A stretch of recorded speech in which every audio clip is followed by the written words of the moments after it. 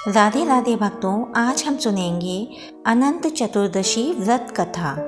एक बार महाराज युधिष्ठिर ने राजसूय यज्ञ किया। उस समय यज्ञ मंडप का निर्माण सुंदर तो था ही, अद्भुत भी था। वह यज्ञ मंडप इतना मनोरम था कि जल व थल की भिन्नता प्रतीत ही नहीं होती थी। जल में स्थल तथा स्थल में जल की भांति प्रतीत होती थी। बहुत सावधानी करने पर भी बहुत से व्यक्ति उस अद्भुत मंडप में धोखा खा चुके थे। एक बार कहीं से टहलते टहलते दुर्योधन भी उस यज्ञ मंडप में आ गया और एक तालाब को स्थल समझकर उसमें गिर गया।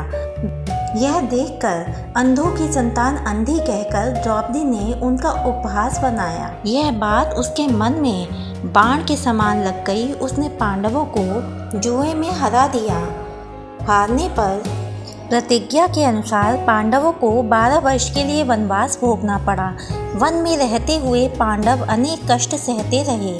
एक दिन भगवान कृष्ण जब मिलने आए तब युधिष्ठिर ने उनसे अपना दुख कहा और दुख दूर करने का उपाय पूछा।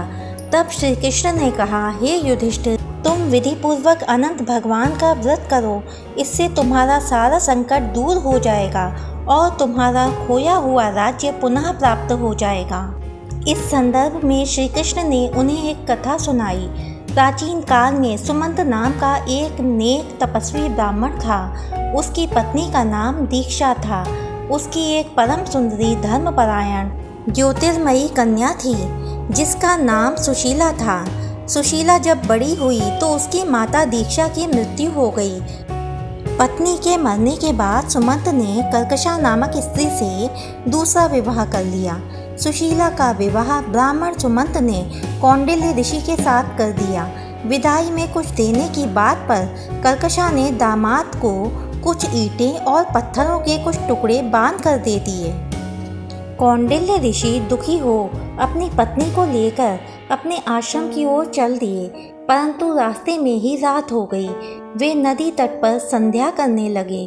सुशीला ने देखा वहां पर बहुत सी स्त्रियां सुंदर वस्त्र धारण कर किसी देवता की पूजा कर रही थीं। सुशीला के पूछने पर उन्होंने विधि पूर्वक अनंत व्रत की महत्ता बताई।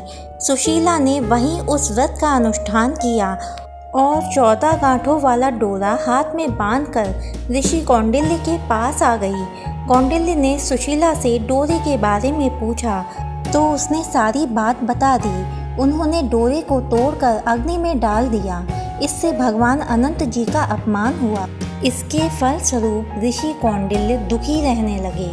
उनकी सारी संपत्ति नष्ट हो गई। इस दरिद्रता का उन्होंने अपनी पत्नी से कारण पूछा तो सुशीला ने अनंत भगवान का डोरा जलाने की बात कही। पश्चाताप करते हुए ऋषि कौंडिल्य अनंत डोरे की प्राप्ति के लिए वन में चले गए। वन में कई दिनों तक भटकते भटकते निराश होकर एक दिन भूमि पर गिर पड़े।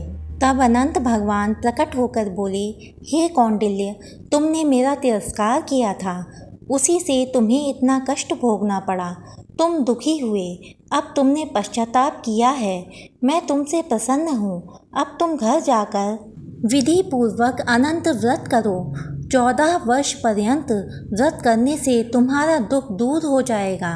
तुम धन धान्य से संपन्न हो जाओगे। कौंडिल्य ने वैसा ही किया और उन्हें सारे क्लेशों से मुक्ति मिल गई।